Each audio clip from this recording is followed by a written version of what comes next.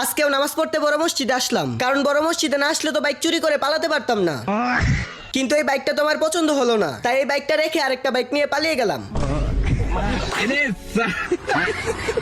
অনেক দূর চলে আসছি, এখন আমাকে কেউ খুঁজে পাবে না। আরে এটা তো দেখছি আমার বাইক আমি চুরি করে এনেছি।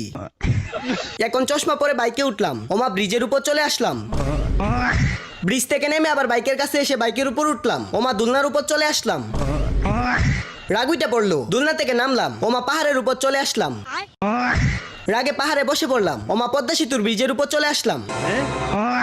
যেহেতু সেতুর কাছে চলেই আসি, তাহলে গোসলটা করেই ফেলি। তাই গোসল করার জন্য লাফ দিলাম, সাথে সাথে নৌকার উপর চলে আসলাম। আমার নেট প্রচুর ডিস্টার্ব করছে। নানি 9G সিমটা কিনলে নেট সমস্যা ঠিক হয়ে যাবে, তাই সিম কেনার জন্য নানির কাছে কল দিলাম। ওমা নানির নেট এত ভালো যে নানির সিমে কলেই ঢুকে না। তোমাদের ভালোবাসায় আমার 3 মিলিয়ন সাবস্ক্রাইবার হতে আর কয়েকটা সাবস্ক্রাইবার বাকি। তাড়াতাড়ি সাবস্ক্রাইব করে 3 মিলিয়ন করে দাও। আর তোমার বয়স কত কমেন্টে বলে যাও।